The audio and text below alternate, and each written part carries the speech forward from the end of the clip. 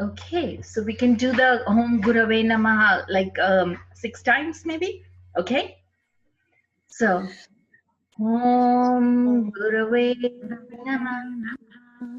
Om Gurave Namaha. Om Gurave Namaha. Om Gurave Om Gurave Namaha. Om Gurave Okay. For those of you who are not very familiar, I think the Home Gurave is like, can everybody see the screen here? Yep.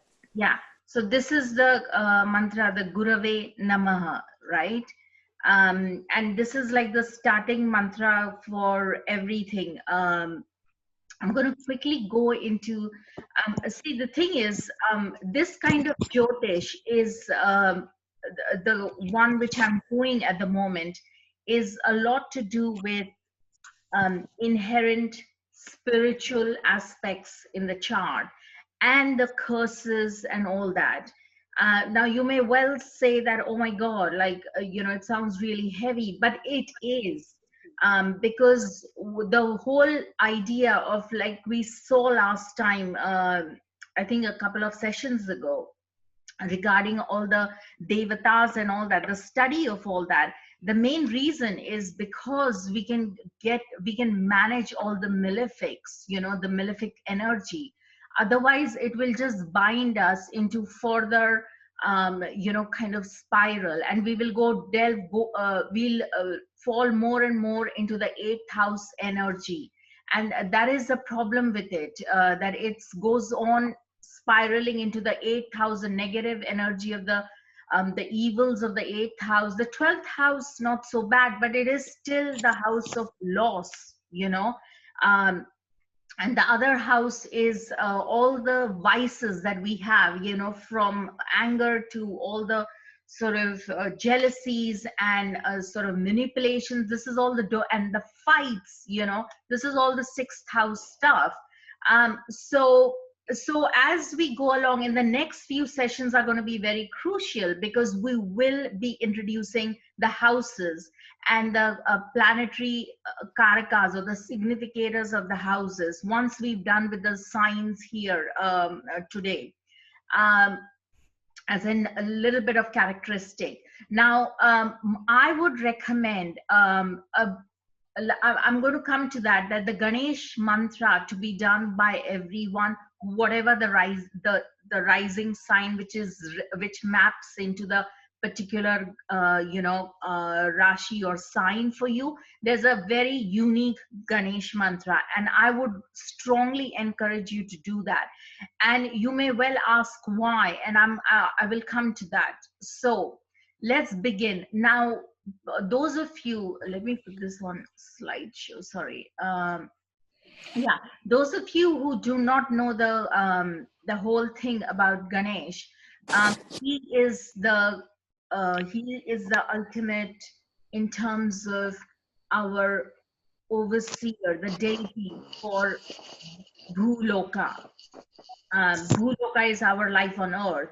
And when the sages sat down to write all the ways of how to, work around, how to manage ourselves on this planet Earth, and how to kind of get out of the troubles and the problems and all that, it was Ganesh who was instrumental in kind of, he was a scribe. So he was instrumental in writing down all the wisdom that was coming from the sages.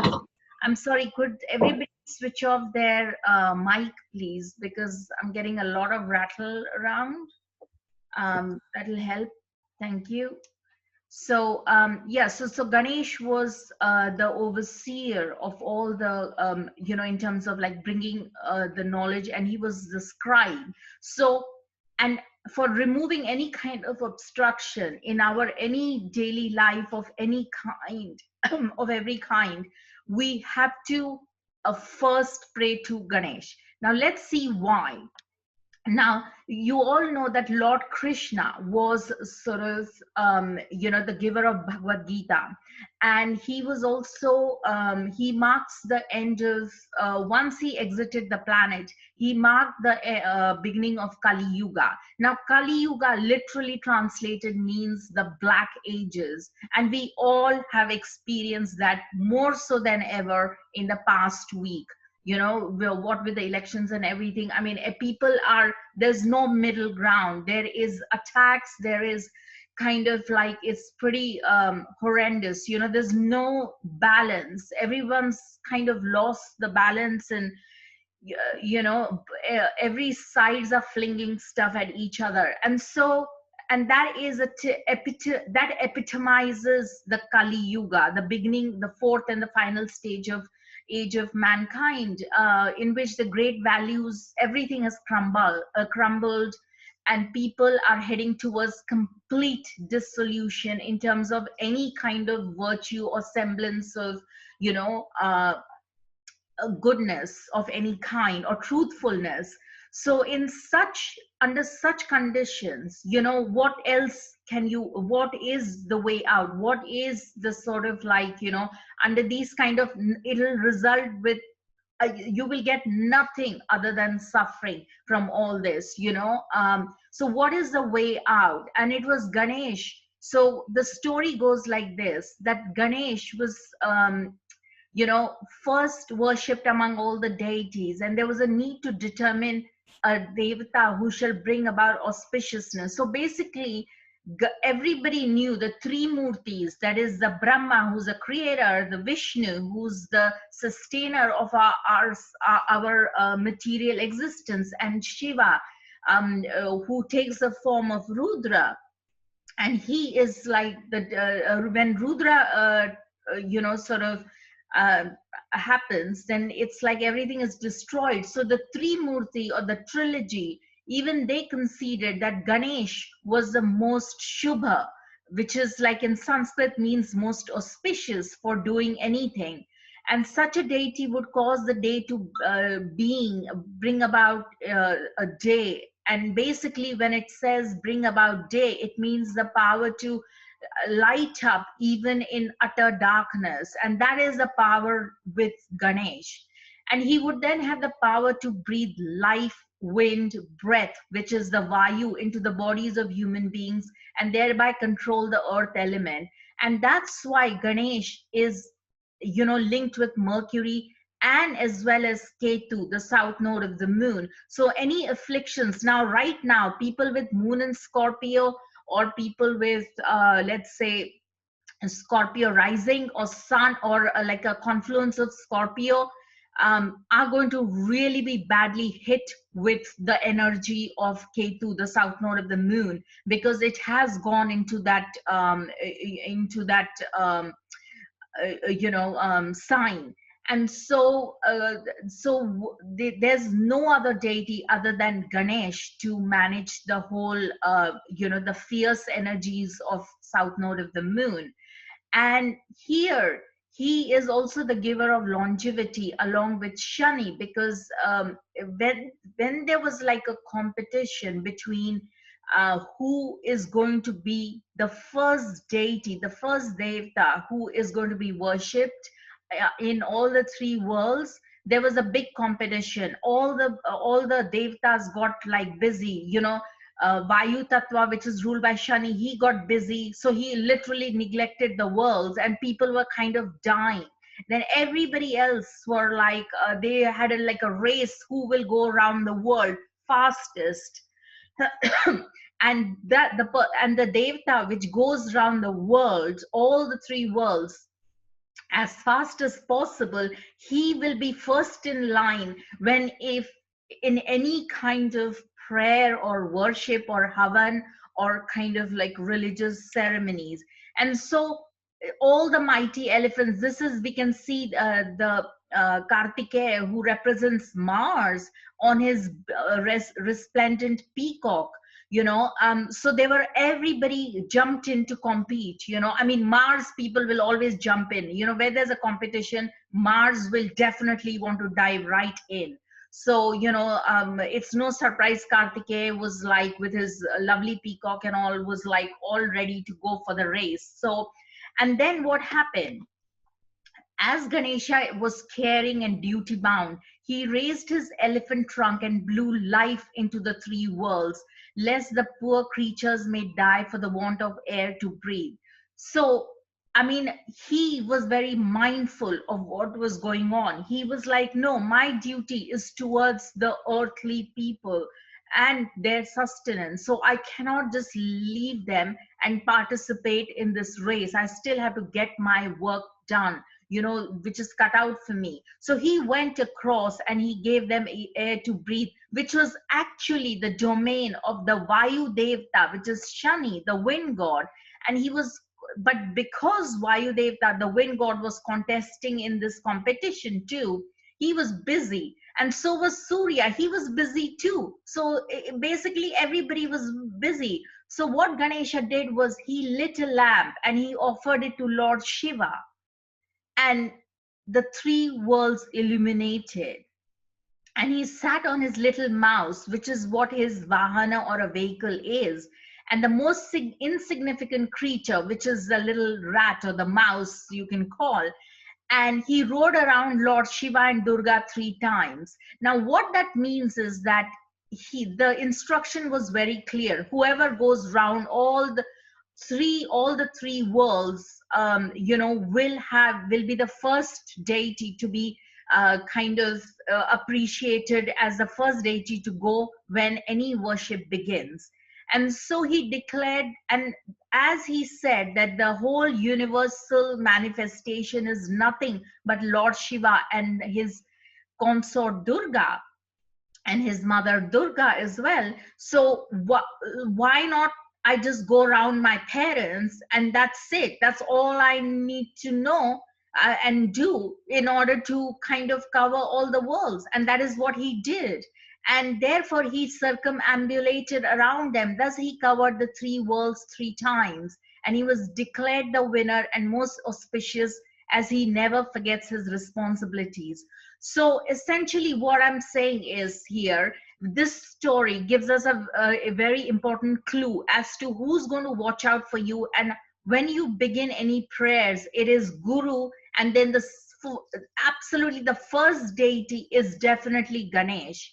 And that is why the importance of Ganesh, because if you were to kind of do his mantras and specifically connected with your rising sign, which here I've given for each of them, which we've gone through in the past, I think it will be a very good exercise for all of you to memorize it. Then this will lead you towards kind of getting over some of the problems. And even if you in the morning do the Ganesh mantra and in the evening, then this is a very good starting point. In any of our Jyotish, courses and anything we begin, we always pay tribute, and first we get the name of Ganesha. That is an absolute given in anything. So this is a very important lesson for you guys. Anyone, any questions? No? Okay. So here the mantras are Hum Vakratundai Hum. We'll come back to this towards the end, because then you can recite with me. But meanwhile, let's talk about the Rashis, the signs. The signs here are, this is the Kalpurusha. Now, this Kalpurusha is the body of Vishnu, which maps into each of these signs. And this is similar to the Vitruvian man, the cosmic man. And the concept is no different. And basically, each of this, like the Mesha is head, Vrishabha is face and neck, Mithuna is arms, Karkata is the chest region, which is sign of Cancer. Simha is the Hriday chakra, near the stomach region and just below the heart. Kanya or Virgo is the hip region. Tula or Libra is groins, and penis is the private parts. but and Vrishchika, Scorpio, is hidden paths, but it's also the procreative paths, including the anus, because it's hidden. And um, Sagittarius is Dhanu, which is the thighs. The Makara is the knees. Kumbha or Aquarius is the shanks or ankles, and Meena is the feet. Now, this gives us a very important clue as to, if you have malefics in any of these signs, there is a very strong possibility that you may have an affliction in that sign and in that house.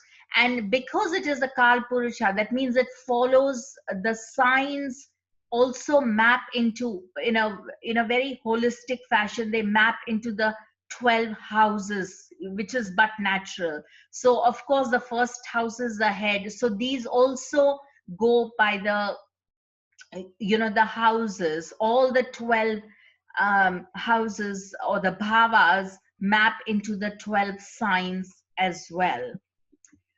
So now the body signs, again, I'm covering this, but this is straight from some of the Saravali and different texts. Again, it's a repetition, but I thought, they may have a little variation. Like Capricorn is 2 knees and 2 calves, is Aquarius, Pisces is 2 feet. But essentially it's, I think all the ancient texts concur on the fundamental sort of mapping of the Kal Purusha to the signs of the zodiac. Now, this is quite interesting. The tropical zodiac, we are coming a little bit, covering the little bit of the, the kind of the thing about when the sun is at the summer solstice. It is the tropical, which is the Tropic of Cancer. During the daytime, signs Cancer to Sagittarius spend the longest duration of time to rise, and during the night, signs Capricorn to Gemini take the shortest duration to rise. Now, what that means is that these signs, if on the equator, they take a while to rise. And so, for example, if you have Sun in Aries, the sun is moving in a very comfortable speed, versus if you have sun in Libra, which is a very long sign. So the sun slows down a little bit, speeds up a little bit, because the sign is a large one. Libra and Virgo, as you can all see, is a huge, they are the greatest of signs, and they're mirroring the Pisces and the Aries sign. So what exactly does that mean?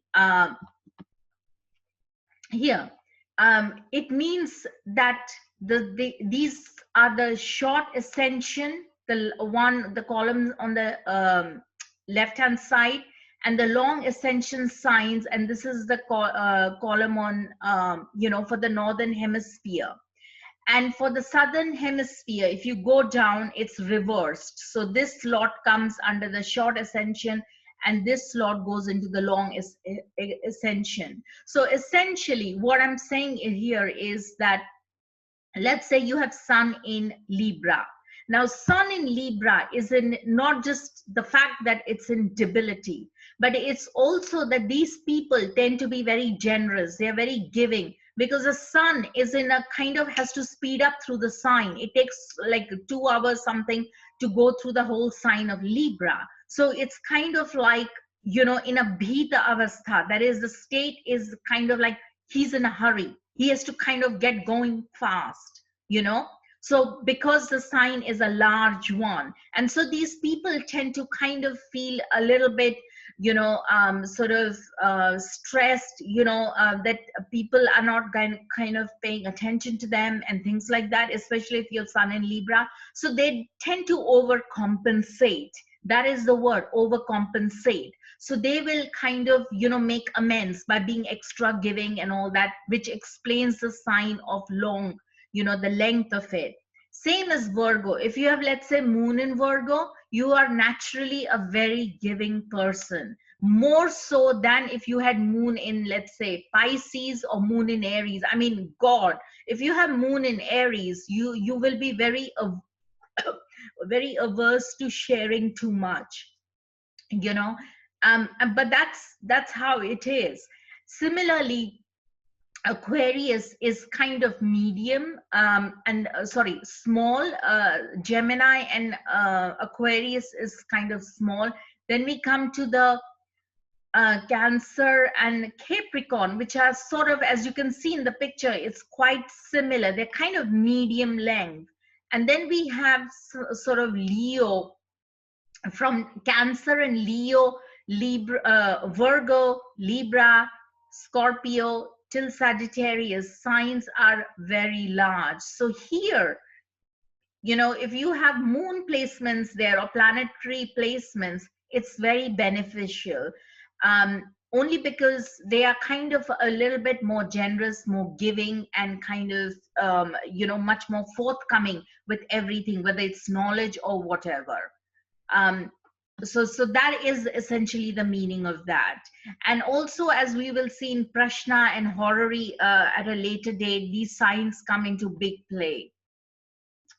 Now, here we can also say that the characteristics of Meena, that is Pisces, Vrishchika, which is Scorpio, Kataka, and Makara. Kataka is Cancer and Makara is watery. These are all watery signs. Now, you may well ask, oh, you can understand Pisces, you can understand Scorpio, you can understand Cancer. Yes, they are water signs indeed. What about Makar? Makar is also sort of has connotations with water, only because the creature is Makar, who lives in swamps as well as on land. And we will later see that why it is so. And Kumbha, Kanya, Mithuna, and Vrishabha represent water resorters. That means they're kind of like water bearers, like they are sort of, you know, water resorts are depicted by these. Kumbha is Aquarius, Kanya is Virgo, Mithuna is Gemini, and Taurus. They represent the water resorts, while Aries, Mesha, Dhanu, Tula, and Simha. Dhanu is Sagittarius, Tula is Libra, and Leo represent arid or waterless regions or dry regions. And again, these things will be very significant in a lot of matters, you know. When we have to move places, which region is best to live in, and things like that, these will come into play, you know. So if, for example, you know, if you're Pisces rising, or if you are kind of, you know, Virgo rising or Aquarius rising, you will always prefer to stay near water or somewhere which has kind of proximity where you can drop by, which is kind of healing for you. While if you are like, you know, Libra rising, I don't think water is going to feature in your, you know, bigger scheme of things, though it will help you, but it's not something that you would. Libra is more interested in sort of marketplaces and things like that, as we will see later what the significance of Libra is. Now here, this is another very important concept, because it will give us, when it comes to transits, more so in planetary periods than in transit. This is called the Prishtodaya and Shirshodaya. Shirshodaya is head rising, Prishtodaya is back rising. Now, certain signs are head rising and certain signs are back rising. That is, they rise with their rear portion. Now, you may think it's a little bit strange, but it is mapped to the animals they represent. We will do more of the sort of like, you know, for example, I'm giving you an example. Let's say you are, you know, your 10th house is Leo. So if you're a Scorpio rising, so 10th house, again, you know, Scorpio is sort of head rising. So if you're in a planetary period of Scorpio, then that means that that result of that planet, or let's say you've got Saturn in Scorpio on your ascendant, and if you enter the planetary period of Scorpio, or you have like a transit of Scorpio, Saturn transiting through Scorpio, then what it's going to do is it's going to give you the results, or rather manifestation, very early on the transit. So for example, like in Vedic, we have Saturn transiting the ascendant. It takes 2.5 years, but we count it as a Sade Sati, which is Saturn's transit to 2.5 years from the 12th house, 2.5 in the on the ascendant, and 2.5 in the second house. It's like a bulk transit, whether to the moon or the ascendant. It's a very vital one. It's a little bit like Saturn return. If you have Saturn coming over your moon, it's like a Saturn return. That's how it's viewed, and it is far more significant than an actual Saturn return, as we will progressively learn. So you may say, well, what is the manifestation? That's when these signs come into play. So if you have the Scorpio one, it will give you results very quickly. If you have, let's say, Saturn in Pisces, then throughout the course of the transit of that planet in Pisces, it will give you the results, or the planetary period, of Pisces, it will give you the results. So throughout, so Pisces is the only exception. All the rest of the signs, like Aries is back rising, so that means it will give results late.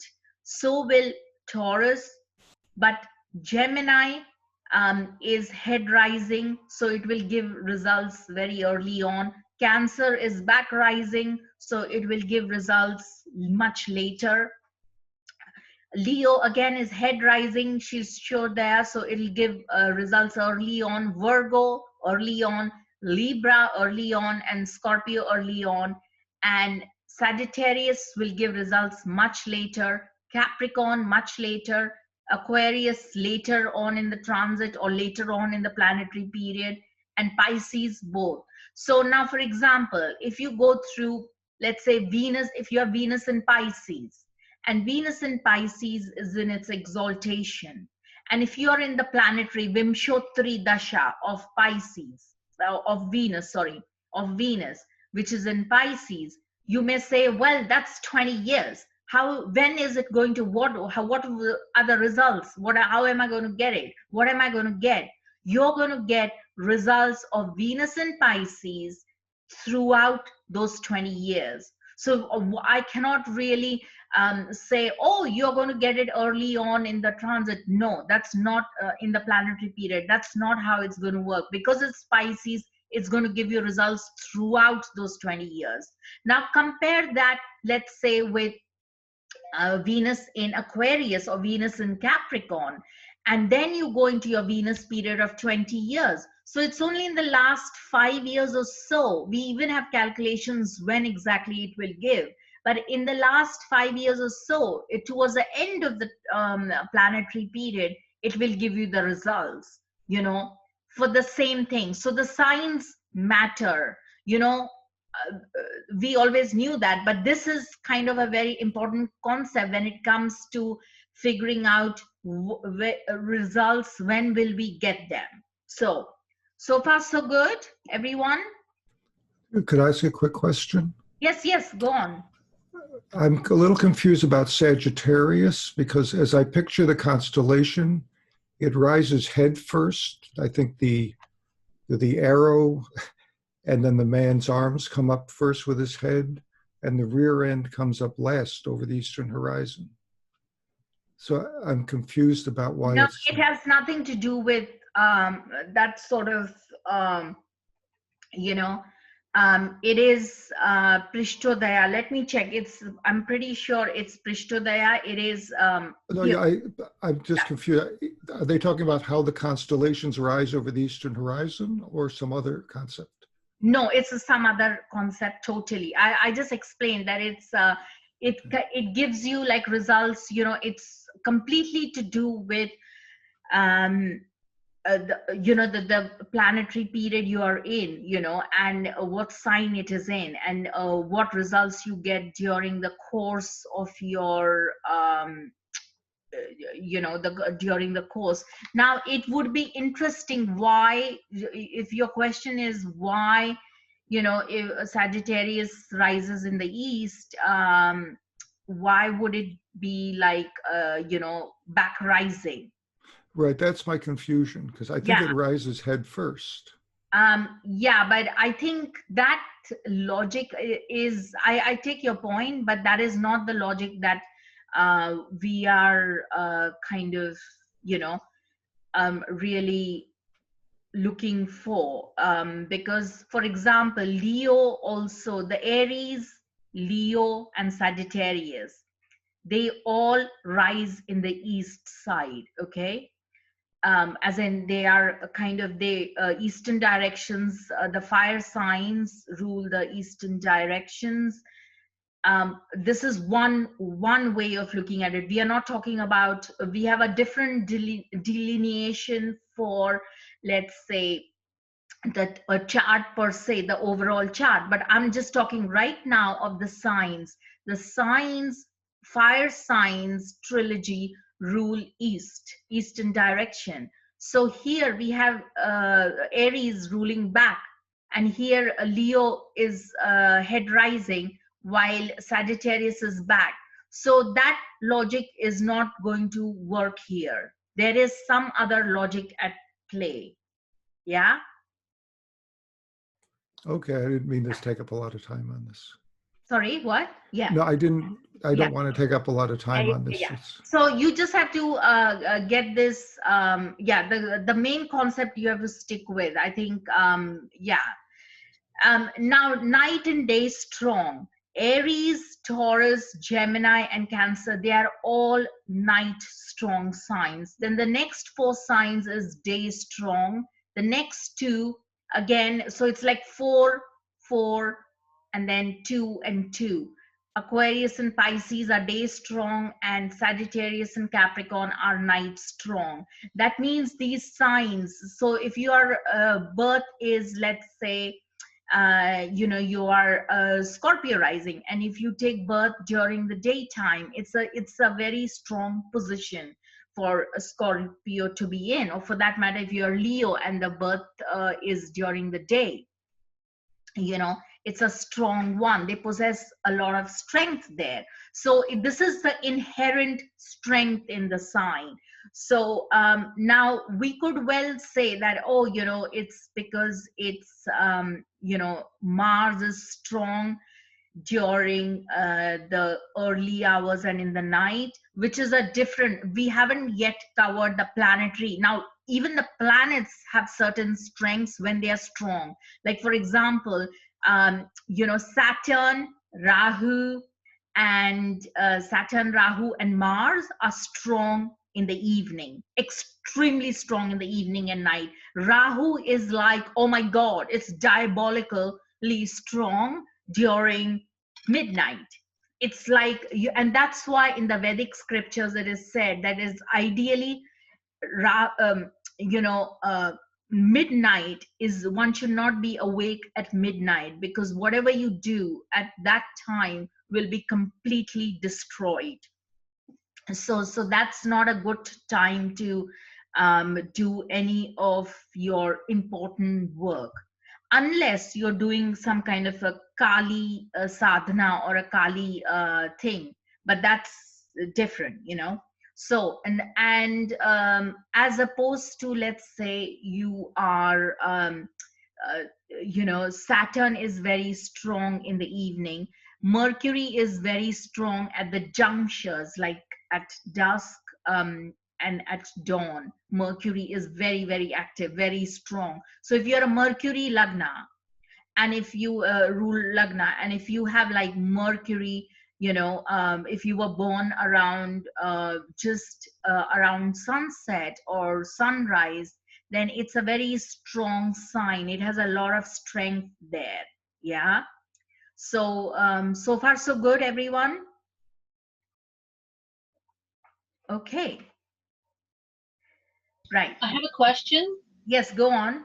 You mentioned something about midnight and not doing certain things, but if you're doing a Kali thing, it would be okay. And what is that? What is a Kali thing? I think the Kali thing is a Kali sadhana, which is kind of a bit tricky. You don't want to do that. It's basically you are activating the Kali energy, and that's kind of it's sort of going into the Tantra bit, which is like magic and Tantra, but it's also proponents of black magic and things like that also get into, their rituals begin around midnight. Oh, So okay. so it's a very fine line. I mean, there are some sadhanas or some spiritual practices, like, let's say you want some kind of like, get rid of some kind of evil spirits and all that, then you have to do some sadhanas or some kind of worship during midnight using Kali and that kind of a thing.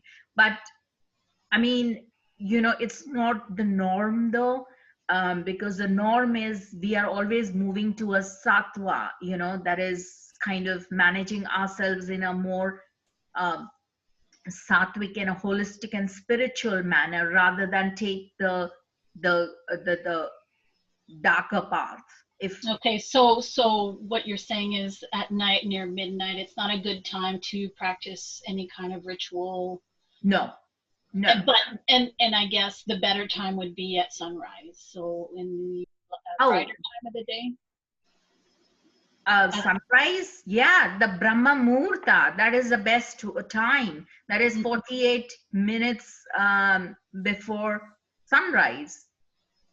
Okay. Begins the Brahma Muhurta. You'll have to check the Panchang, which is the Indian almanac. It'll give you all, drikpanchang.com will give you all the details.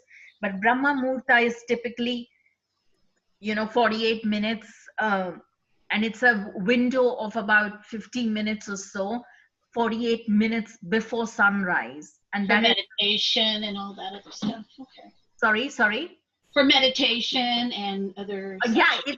it's perfect. Yeah, it's perfect for meditation. Actually, that is what is recommended, that you meditate and do like simple stuff, nothing heavy, nothing kind of like not going to like gym at that time, or it's recommended that you do absolutely calming meditations and very light chanting, and those are very, very powerful, much more powerful than after sunrise. So those are highly recommended. But midnight is absolutely a cross. You're not meant to do anything at midnight other than be in bed sleeping, so yeah. I usually am. I usually Yeah, am. no, I mean, a lot of us sometimes we do stay awake, occasionally watching some things and things like that, but it's not the ideal thing. Yeah. So Okay. Thank anyway, you. so then we come, oops. Okay. So now we come to the Rashi and the Varna, the caste. Now the caste we've already covered, but it's still reiterate a few things. Meena, Vrishchika, and Vrishabha are Brahmins. That is, Meena is Pisces, Scorpio, and Taurus are Brahmins. Now there is a bit of a kind of like a gray area between Vrishabha, that is, we are talking of the water signs are Brahmins. Now when they say Brahmins, please don't think it's like, oh my god, they have started a caste system and there was always there. No, it wasn't. In the sense, not in the sense like, oh, you are untouchable, like Shudras are untouchable because they're cleaners. It's not like that.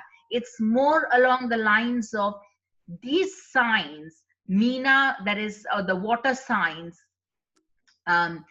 are basically Brahmins, as in they have a natural tendency towards studies, towards knowledge, towards acquiring of kind of like Brahminical,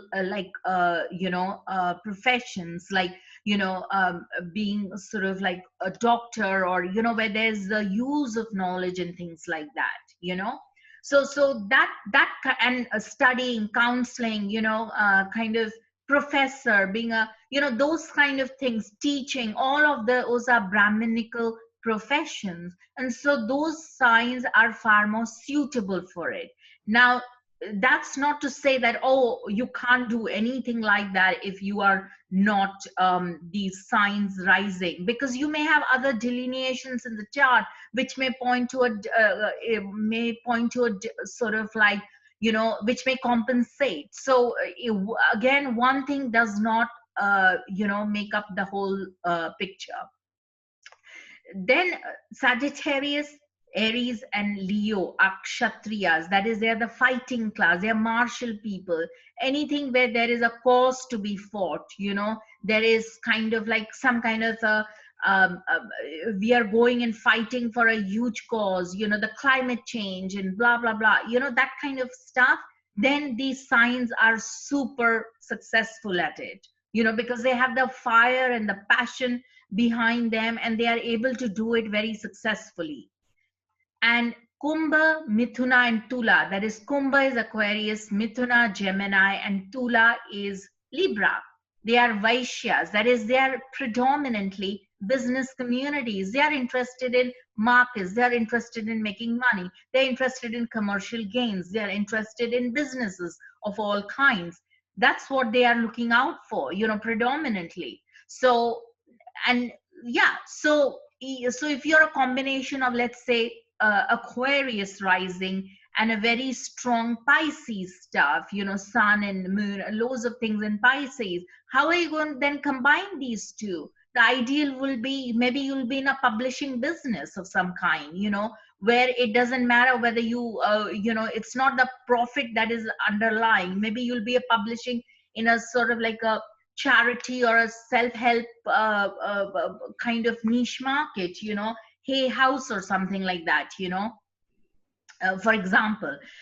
So you have to see and combine how there's nothing, one thing is not kind of absolutely clear cut.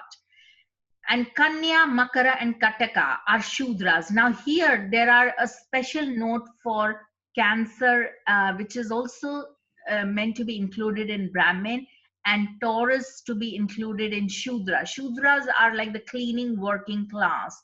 And again, the Shudras are, it's again, please, it's not a clear, hard and fast rule. So don't make assumptions that, oh, anyone who's like Capricorn rising is going to turn out to be a cleaner. It's not like that, or anyone who's like a Virgo is going to be a great, it's not, because there's a lot of things that will make a complete different, you'll get a completely different result. So, but these are the bare bones, and they will influence in some way, shape, or form. Then we come to the precession of the equinoxes. And now I'm not going to, you can read this because there's a lot of material, but the main thing is about the signs. Because as I'm going to go through the signs in like 10 minutes, I have for all the signs. But before I go through the signs, I wanted to just have this write-up put there, that there is a fundamental difference between the whole approach of the Vedic signs, the Rashis, versus the tropical signs. Now, the tropical zodiac signs are basically, they follow a different ecliptic, and basically the celestial equator is known as, we all know about the vernal equinox, the autumnal equinoxes, and Sayana, or the tropical zodiac, Sayana is the word referred to for in Vedic terms. So the fact that we have a terminology for it means that it isn't like it was non-existent, that in Vedic astrology it's not just like, oh, there's no other zodiac. That's not true, because they do use tropical zodiac, but it has a different use compared to the sidereal zodiac. For nativity and all that, they do not use tropical. For example, there are a lot of, like, when they are calculating Shadbala, that is strength in the horoscopes, one of the key factors is Ayana, and that's where the tropical zodiac comes into play. So please, we have to kind of put things in balance here. And if we could watch the sky for 100 years, we would discover that the North Celestial Pole is moving slowly with respect to the Dhruva, Polaris star. Now, this is, again, you can read about this. This makes it like a fact. The Earth's equatorial region becomes like a big fat Humpty Dumpty, because of the bulging around the equator and the gravitational forces of the sun and the moon. And because the earth is not a perfect square, perfect sphere, so it gets pulled. So there is not just the rotation, as we will see in this slide here. In this slide here, there is not just this rotation here where the earth is rotating, but there is also this wobble, this on this axis, this like kind of an imaginary axis which is keep rotating, and the red color one. And this is what is nothing but the Ayanamsha. This is a specific word, Ayanamsha. And it really, literally, I think it was the Indian sages who were aware of the Ayanamsha. And that's why there is a discrepancy because of this wobble of the earth, to put it in literally in one sentence, that because of this wobble of this earth, and because of the northern hemisphere, or the North Pole is literally mapped, or rather pulled towards Polaris. The ancient sages knew about Dhruva, and I have covered this in earlier sections, that here, this is a slide that I made, that this is our life on earth here. This is a solar system, how minuscule we are, you can see. And then this is the Bhuvaloka, which is like between the heavens and the earthly plane. And then there are all these kind of habitable zones that we think there is. Then beyond this is the nakshatras, or the stars, or the Swargaloka, which is the heavenly abode, and beyond the Milky Way.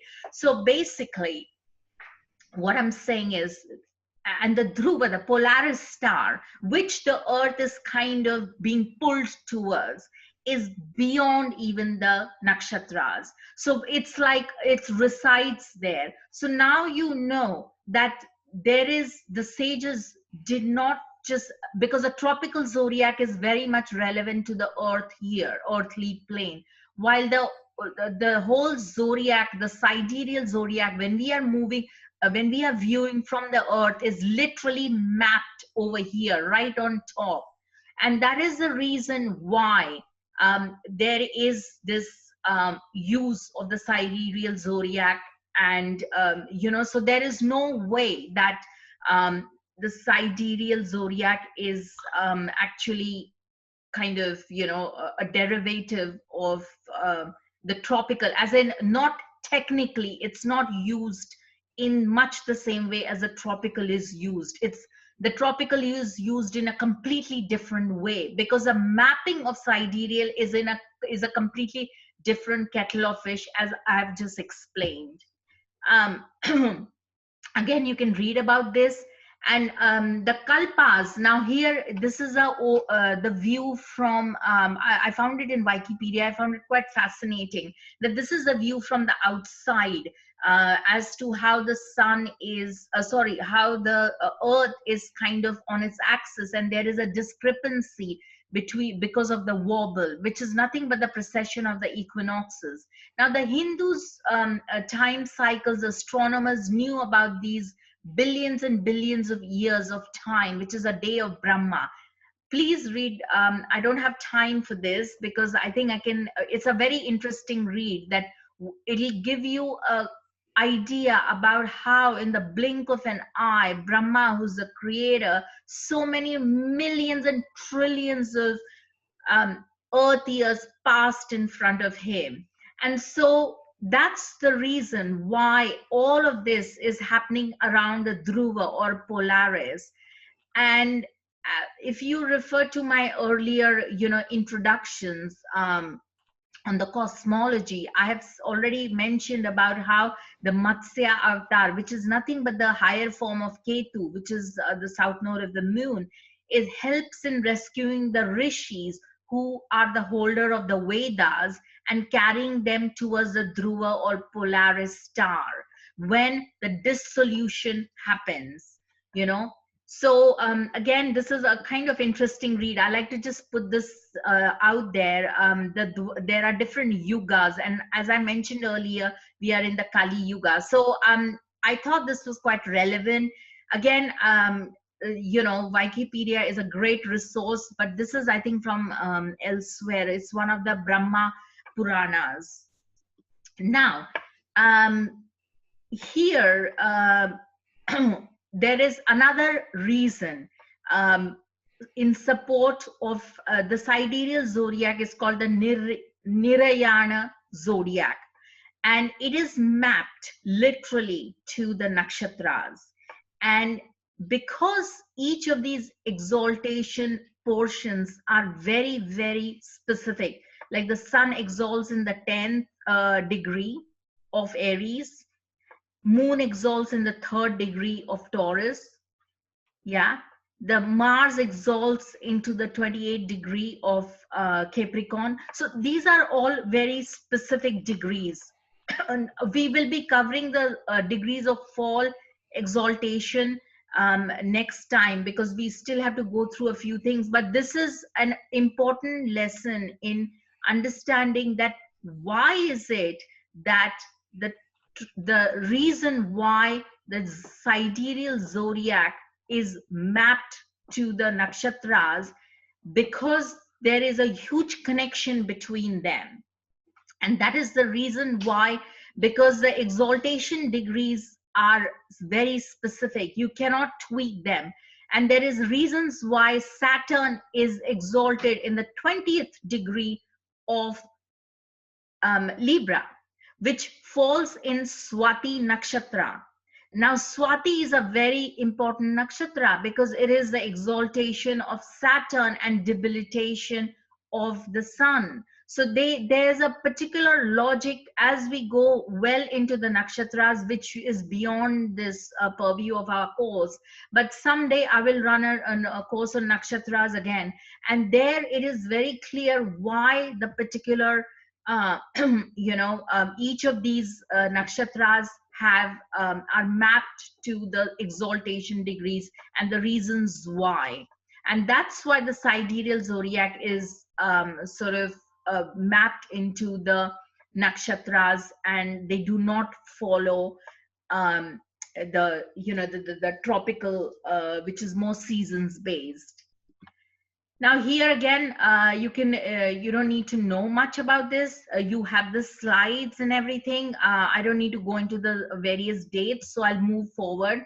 I want to quickly do these in 10 minutes, do some of the signs, because it is absolutely fascinating. I have also, for your benefit, put together that the Aries sign not just covers the sidereal latitude. It begins in 0 degrees to 30 degrees of Aries, but I've split up the Aries sign into the 2 and 1 pada of the nakshatras. That is how the sign Aries is made up of. So I've given you the nakshatras and the sounds associated with each of these padas. This is very important because it's, like I said, if you have moon or sun in Aries, it just doesn't matter whether it is in Aries. The Western view is like, wow, so the sun is exalted. But when we see Vedic, we will see what nakshatra it is in, what degree it is in. So for example, the sun in Bharani, in the between 13 degrees and 26 degrees of Aries, has a very different signification to compare to Ashwini, which is 0 to 13 degrees, because that's where the sun is actually exalted at 10 degrees of Aries. and that is in falls in Ashwini. So Ashwini has a very special significance. Not just the fact that it's the very first nakshatra, but also that it is the nakshatra for the sun's exaltation. So all these three, two complete nakshatras plus a portion, one pada, that is this pada, it's in red. I have given the red and the sounds associated with it. They all make up this whole 30 degrees of Aries. And of course, a blood red complexion, quadruple. Now we will do much more in length about the quadruped signs, that is four-legged signs, and what is the significance of quadruped signs and things like that. If you are quadruped rising, there is a lot of activity, versus if you are like human signs rising, like for example Gemini, it's a dual biped, because it's like two, it's got two legs. So it's better to be a rising sign of two legs than four legs, because four legs is like you're constantly like moving about, there's a lot of flurry of activity, it's a constant. So these are some of the finer points which is going to be very, very helpful for you. Now, the residence is in the east of royal caste and wanders in the hills. Now, the ram has got pretty much similar significance to the Vedic, significance of Aries. There's also this thing noted that because it's the ram, they love to climb the hills and all that. So they have a certain affinity with hills and mountains and all that. So a lot of people, you may notice that, especially if you have a very strong Aries predominance or Mesha dominance, then you will notice that you will love to climb. You're a brilliant climber. I would imagine that if I took charts of some climbers, I'll do this exercise for next time, that I will gather some charts and show you how some people are, they just speak their sign, their rising sign. They would be mountaineers, will have a preponderance of Aries or Mesha, planets in Mesha. So far, so good. Hello, everyone. Yes, going well. Yeah, okay. Now, Taurus is Vrishabha, which is, now these are, sorry, before I go, Mesha, the Ganesh mantra for this is Vakratundai Hum. And these are really important. So if your rising sign is Mesha, then Vakratundai Hum 108 times, one mala, as we call it, is highly recommended. Then we come to Vrishabha, which is sign number 2. Now again, these are important to remember. White in complexion, lauded by Venus. Bull, of course, as you can see, it's the bull. It's also rules cows. It's night strong, long quadruped sign, resides in south, represents villages, element is earth, Rajas guna, rises with its back, and caste is Vaishya. So people with like preponderance of Taurus are kind of quite stable, and it's synonymous with the second house in the Kal Purusha, as we saw, the Aries is the head. So Taurus is the second house, as Aries is mapped to the first house, the rising sign. It's the royal sign. So it doesn't matter what sign is on your head. You could be Virgo rising or Capricorn rising, it doesn't matter. But that sign will work as for you. It's your royalty sign. It's your first house. It'll behave, it will have a kind of like a element of Aries in it. Yeah. Similarly, Vrishabha. So if your second house will feel like this, it will want to be sort of very stable, solid. It will, of course, the second house is all about comfort and luxury. It's lauded by Venus. Now, the other thing is, in the Vedic tradition I follow, the other ruler, exaltation of the moon is in Taurus. So this is a very, very auspicious and special sign. Now, the other thing is, It covers 3 nakshatras: Kritika, Rohini, and Mrigashira. Kritika is 26 degrees. That is a part of Aries, and it covers the Taurus, and then 10 degrees and 23 degrees of Taurus, and so it covers the 0 degrees Taurus, obviously, till 30 degrees of Taurus. So it covers this whole of Rohini and part of Kritika and part of Mrigashira. So again, like 2 and a bit of constellations, of the nakshatras. And again, this is beyond the purview that each of these are ruled, the nakshatras are ruled by a certain planet, and these are the sounds associated with them, which are very, very auspicious for you. So if you have planets, I would encourage you to look for your planets, not just in what signs they are, and figure out which nakshatra they are in, and that will give you, so your rising nakshatra could well be in Kritika. That means it will be, let's say, 5 degrees of Taurus. That means the sun is the nakshatra ruler, as well as Venus and the moon. And bear in mind, moon's exaltation is 3 degrees of Taurus. So Kritika is a very, very important nakshatra, or the fixed star for you guys. If you have a preponderance of Taurus rising, or sun in Taurus, because that means it's doubly auspicious, Kritika for you.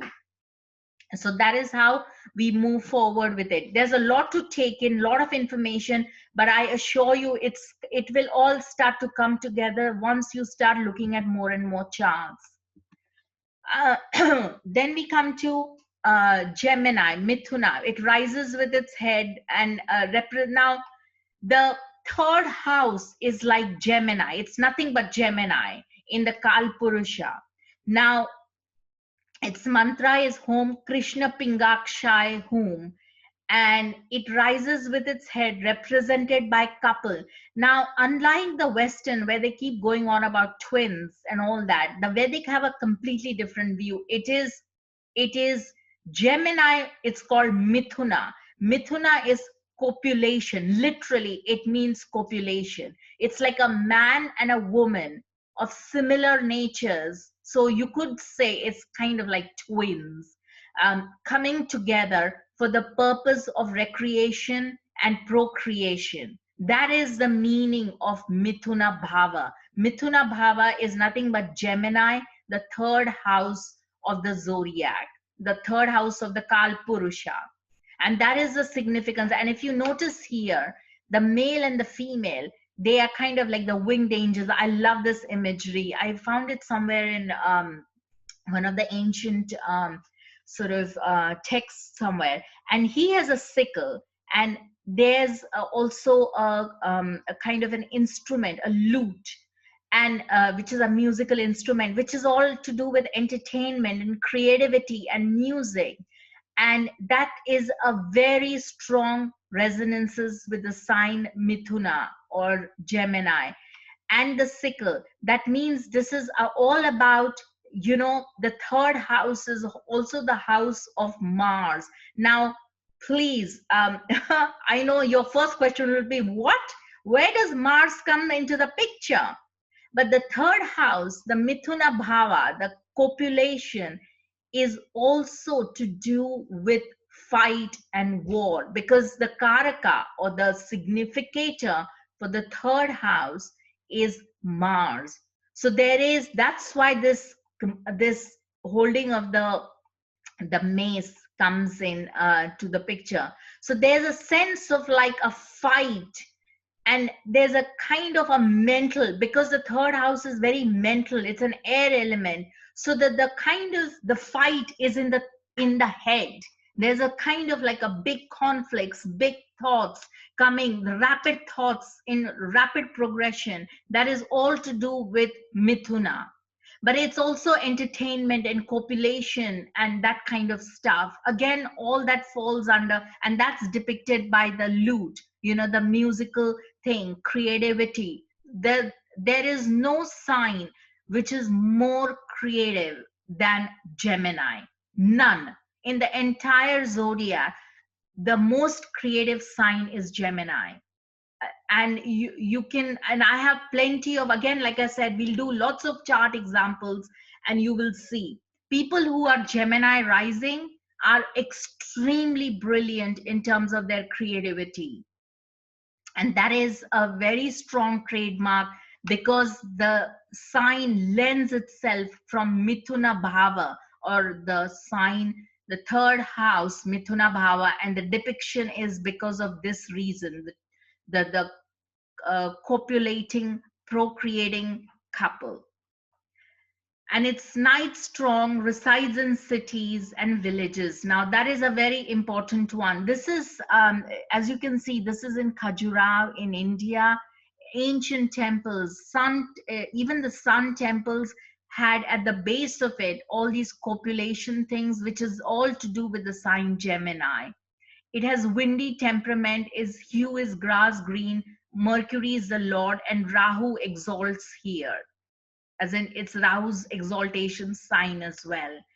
And the Mrigashira, Ardra, and Punarvasu, these are the three nakshatras, and it's Rahu's own house in Ardra, because it's ruled by Rahu. So this is a very, very strong sign in terms of creativity, breaking boundaries, you know. And of course, because it's the couple and coupling, there's a strong sense of like a twin factor coming in. Everything is in twos. It's a dual sign. It's a Dvishwa Bhava Rashi. That is, it's a dual sign. So anyway, we may have to stop here. So far so good. Any questions, anyone? When you said Mars was associated with Gemini, did you mean the first nakshatra or the whole sign?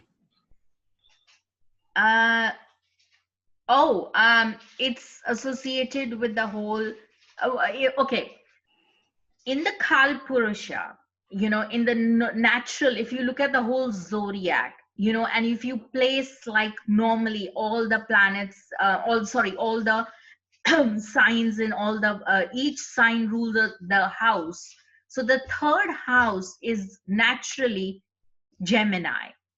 But the third house has very strong resonances. It's called the, in Vedic, it's called the parikrama, the house of courage. And when do we think of courage? It has to be a Mars domain. So the significator of significator of the third house of Gemini is Mars. So there's a very strong link there already with Gemini. And that is also the reason why there is that sickle. So there is that sense of like, if there is a fight, these people can really fight. But there is a different kind of a fight with Gemini, the sign Gemini. You have to differentiate between the third house and the sign Gemini. They both have similar flavors, but they are not one and the same. There's a very subtle difference. One is a sign, the other one is a house. And when in the normal scheme of things, if you're an Aries rising, the Gemini then will have that quality to it, the third house quality. But the third house is also depicted of your mind, how violence and all the thoughts and, all the conflict, the entire repertoire of thoughts begin in the third house. So this house is extremely important. Does that make sense? Another question. I thought Mars also had to do with siblings and the third house. Yes, indeed, it is. Absolutely. But we haven't yet come to the siblings yet. But the third house, because we haven't covered we are just covering the signs per se. We are going to be doing then the houses. And that's when we come to the third house. Yes, the third house is siblings. And in Vedic, the natural significator for siblings, for colleagues, is Mars. Indeed. So you're right, Anthony. You're absolutely along the right track there. Can I just ask something else quickly? Yeah. A few weeks back, you said that in Indian astrology, unlike Western, Mars doesn't have any connection with sexuality the way it does in the West, and it's Venus that is the planet that is exclusively the one that's looked at. But we're saying in here with Gemini, the sexuality connection, but we've got Mars. Is it just a coincidence, or that Mars is here?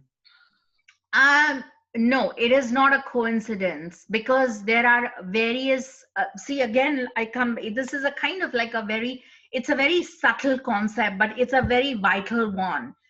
One is the third house versus the third sign, Gemini. So when we talk of Gemini, then the procreation comes in, but it also holds the power of the third house, because it's a natural Gemini house, you know. And so there is the sense of, but because it is Mercury, and Mercury is kind of like a eunuch planet, and that's why there is this perfect balance. There's a perfection in this kind of a sign, because it's twins. So there is, you know, after a while, it's no more about the body. It's no more about, you know, the Venus's domain. It's kind of, it becomes very in the head. It becomes cerebral. So, but the third house is also the house of bravery, where we excel, you know, where we do really well, where we are constantly in competition. So that's where the significance of Mars comes in. And also the thoughts, you know, we are constantly thinking, and that is, and the conflicts that arise from it. And that's why the third house, and we are, as children, we are fighting with siblings, you know, when we are growing up. The third house is all to do with like sibling rivalry and all of that. All that is the third house. Yeah. Right. So that's why there's a very, I think you will, it'll take a while to sink in, but it will come. But there's a distinction between, you know, the two. It's not entirely that the third house is exactly like what the sign Gemini. It's just that they have a very strong correlation with each other. Okay, thanks. Yeah. Cheers. Yeah. Lovely. Any more questions? Can I ask something right at the very beginning? Yes, go on. You mentioned something about Scorpio, a moon, if you've got moon in Scorpio or something, because, and I thought you were saying that moon had just moved into Scorpio, or something had just moved into Scorpio. Is that right? Have I picked that up right? I was just wondering, what is it that's moved into Scorpio? Oh, yes, sorry. Yes, of course. I'll tell you what has moved in right now. I couldn't see it. Yeah, we'll talk about that. I think we should spend a few minutes next time talking about like the current transits, and, you know, that'll be very helpful from a sidereal point of view, of course. The Rahu and Ketu has moved into Taurus and Scorpio axis, right? And every time, and this is a big shift, because we know that it's going to be there for 18 months, 1.5 years approximately, give or take, you know, and it's aspecting. Now, again, we haven't done aspects until we do all the houses. We can't do the aspects, you know, because the aspects are completely different to the Western. So if, let's say, Saturn and Jupiter, that great conjunction is happening in Capricorn, and that is actually like, if we take the Western way, it's trining the Rahu and sextiling Ketu. Does that make sense, you guys? Yeah? Yeah. And Rahu's aspect, as in Vedic, Rahu has a trine aspect. So let's say you, right now, Rahu is in Taurus, and Saturn and Jupiter, the great conjunction is going to happen in Makar, in Capricorn. There's a absolute 100% aspect. It's like a trine. It's called the Rashi Drishti. That is, the signs they look at each other, they aspect each other, and then there are the planets that also aspect each other. So they are two separate things, which is unlike Western, where we just have like trines and squares and oppositions and all that. And then, you know, but here there's a distinction. So Saturn, as and Jupiter is aspecting Rahu, because Jupiter also likes to trine, by the planet drishti, the graha drishti, as well as Rahu by graha drishti and by sign drishti, that is by aspecting sign as well. So Taurus aspects Capricorn, Taurus aspects Capricorn, and Saturn too, as in Rahu. So that is going to be pivotal. So if you're Taurus rising, then yes, you will have to do some kind of mantra or something to kind of take away the energy, because the energies of south node of the moon, I'm a Scorpio rising, and I could feel the shift the day it happened. I was like, whoa, oh my God, and it's sitting on your head. The south node of the moon is like on your head right now, because I'm Scorpio rising. So this is my head. Scorpio is my head. So that the ruler of Scorpio is, one of the rulers is Mars, the other one is south node of the moon. That's literally on my head, for 1.5 years. And it's going to be like a crazy ride, Okay. The positive thing is that yes, Saturn is in its own sign in Capricorn. Yes. And Scorpio and Ketu is in its own home sign in Scorpio. Yes. But still, these are, they're not kind of easy energies. You have to kind of manage them. You have to, sort of like delineate them. You have to figure out how it's going to work. If you just go along headlessly and say, oh yeah, everything's going to be fine, and it's not. They're not easy energies. They make you, with Ketu, they make you make a mistake. Ketu is famous for making mistake, and that is the reason why we have to begin with Ganesh, because mistakes are nothing but you make faux pas. I made faux pas ever since that thing happened. In when south node of the moon, Ketu went into Scorpio. I punched in wrong data for a client and all that, and it's like much later I like, oh my God, what is happening to me? How am I making these blunders? But that is Ketu. That's Ketu on my head. That means somewhere along the Ganesh is like saying, has woken up and saying, get on with it, get going. So anyway, guys, I think we are, oh my God, I'm going to, we have for the next sessions, yes, sorry, we have to stop. Next 2 sessions are on, I think, etymology of the stars, Naomi at 8:30. And right now it's Rod Chang, which is going to be fantastic, on comets. Yes. Thank you. Thank you for coming, Mark. Thank you so much. Yeah, you're welcome. Thank you. Thank you. Okay. Yeah, Thank you. Bye-bye. bye. Bye-bye. Thank Bye. you.